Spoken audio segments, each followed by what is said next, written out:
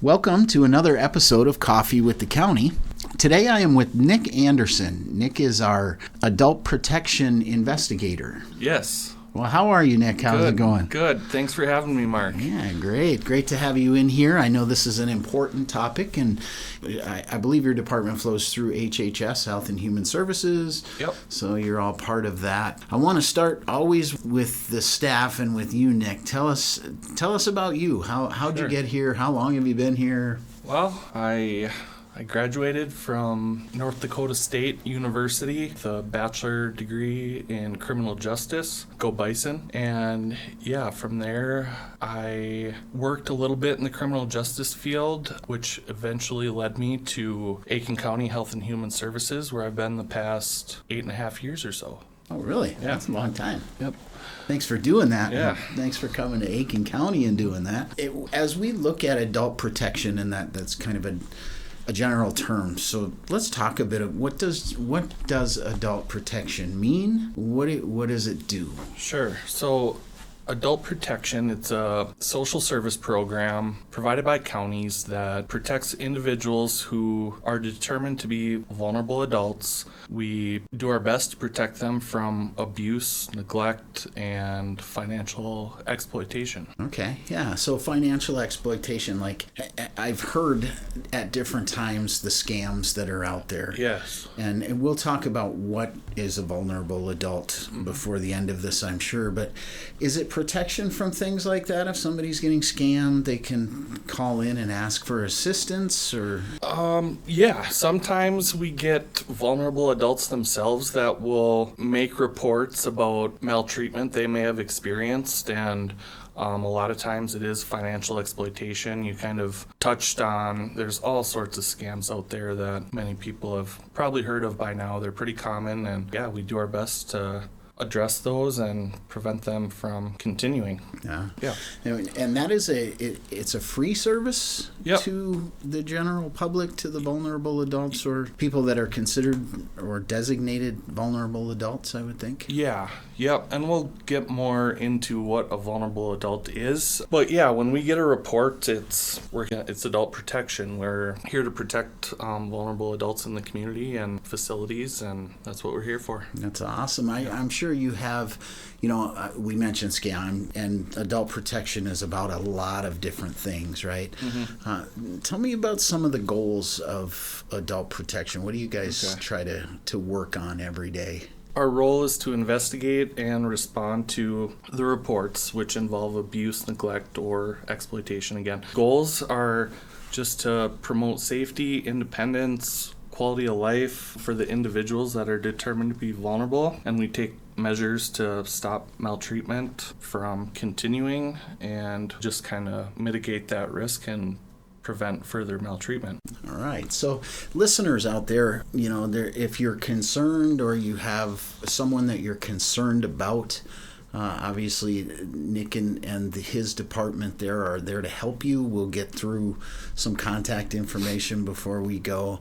But a little bit about your staff. How many, are you the only adult protection investigator for Aiken County, or what does your staff size look like? Yeah, I'm not the only one. We have an adult protection team. As far as social workers or adult protection investigators, we have about 3 of them, including myself. We have our case aide, our supervisor, and we work as a team to screen these reports when they come in and kind of determine the best course of action there. We meet weekly with what is called a multidisciplinary team. We work very closely with our local law enforcement, Aiken Police Department, Aiken County Sheriff's Office. Many times we can't do our jobs without their help. Also part of our multidisciplinary team is we consult with one of our assistant county attorneys, maybe other professionals from the community as well. Sure. So it's a large group that taking care of the residents out there. Yeah, we've also had, in our office we have public health nurses, which they have expertise and can kind of help us understand maybe some of those more complex self-neglect cases or medical concerns. And so, yeah, we really put a good team together to address these the best we can. I've had the pleasure of talking to some of the HHS employees, the public health. The famous Erin Mells has been in to talk with us, so that's awesome. We love it when she comes in. And, just to give residents, the listeners, the ideas and of what support is available out there. The county itself has so many different programs like what you are a part of. Yep. That's set up directly to help support. And those of you that are listening out there should be, I guess, very happy that if unfortunately something becomes an issue, that there's somebody there for help. When I talk about the residents, the listeners, we talked a little bit about, what is an adult, a vulnerable adult. So Sure. Talk to me about that. Who can it be? What's considered a vulnerable adult? That's a good question. A lot of what we do in the adult protection world, I'm very heavily focused and rely upon state statute and the law. Specifically for adult protection, that state statute is 626.5572. That's the statute that provides us with a lot of the definitions that we use in adult protection every day, especially what you just asked is what or who is a vulnerable adult. And that can be difficult to determine sometimes, but again, we rely on the statute, and I might go into this a little bit here. There's two different types of vulnerable adults. One is what we call categorical, and the other is functional. So a categorical vulnerable adult is somebody that's typically a resident or an inpatient of a facility or a hospital. So, for example, Mark, as you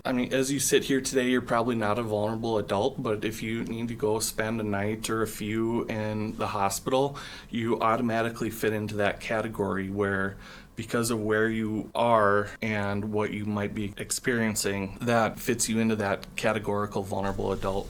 Another definition of a categorical vulnerable adult is somebody in the community that might be receiving services that are licensed. People might be familiar with personal care assistant or other maybe in-home nursing, things like that in their home. To receive those services. When you're receiving those services, you again fall into that category of categorical vulnerable adult. So, and then that's just kind of a brief overlook of that. And then the second type of vulnerable adult I mentioned was functional. And those, again, I'm looking at our statute that we rely so much upon here, but it's somebody, regardless of their residence or whether they're receiving any type of services, possesses a physical or mental infirmity or other physical, mental, or emotional dysfunction. And then we kind of have three different boxes we got to check to reach this functional vulnerable adult status. So that what I just said is the kind of the first step. And then the second is that physical, mental, or emotional dysfunction needs to impair the individual's ability to provide adequately for their own care without assistance, including food, shelter, clothing, health care, and or supervision. So that's kind of the second step we look at.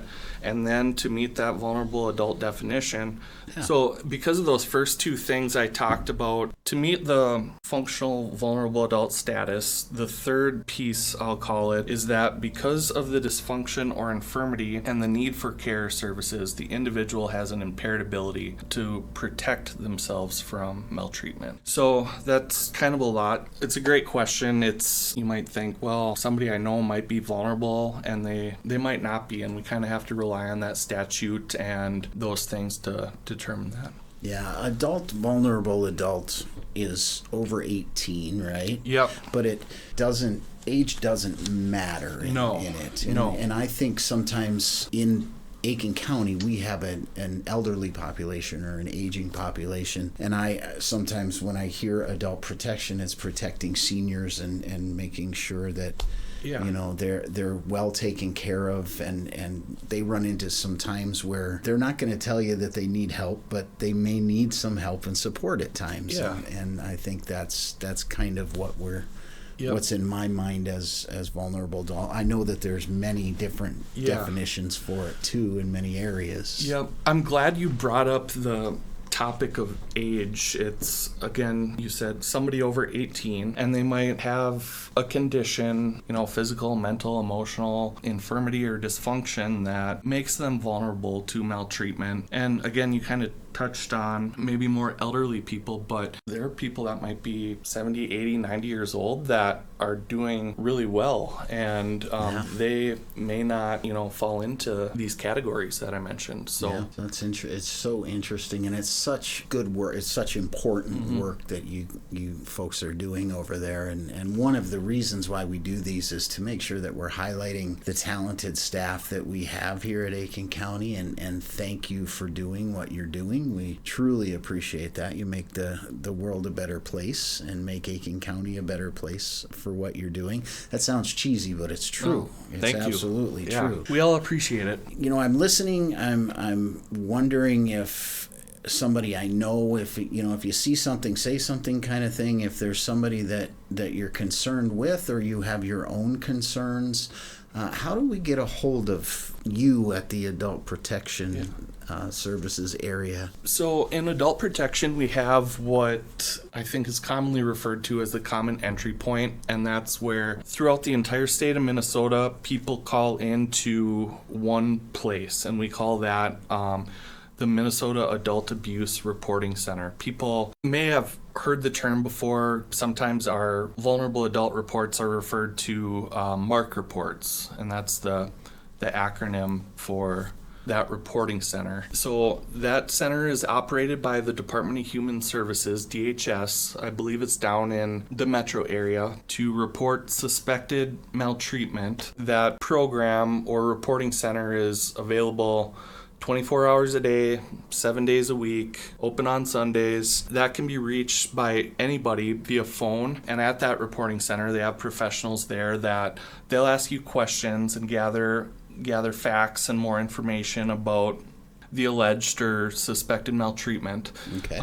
And that reporting center can be reached at 844-880-1574. And there's certain people, Mark, that are called mandated reporters, and they're just that. They're mandated or required to report if they're aware or suspect maltreatments occurring to a vulnerable adult. Sure.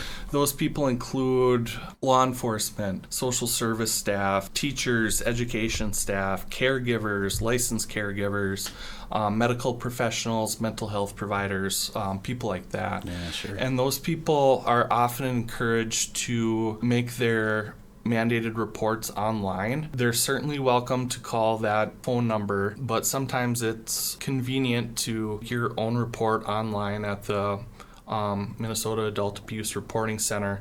And I have a website that can be made at. It's mn.gov/DHS/report adult abuse. Right. So if you have those concerns, you got a couple of spots there where you can go. And as always, in the county, they can also reach out to HHS if they have any questions, and they'll direct them in the right areas. Yes. Yep. Folks are great with taking care of people out over there. And sometimes we get calls with people have questions about how this works, and we're able to answer questions about adult protection and reporting, and usually after having a conversation, we provide either that website or the phone number to call and make a report. And that report makes sure it just goes through the right channels, it gets to the right county. That reporting center, they determine who the lead investigative agency is, and make sure it gets to where it needs to be. Thank you for the very important work that you're doing, and thank you for coming in today and talking with all of us about that. Yeah. Stop by anytime you like, by the way, if you have additional information that you want to get out to our listeners. Feel free to do that. And again, thank you for today. Yeah. Thanks for having me, Mark. Yeah, absolutely. Nick Anderson, our adult protection investigator, and you're listening to Coffee with the County.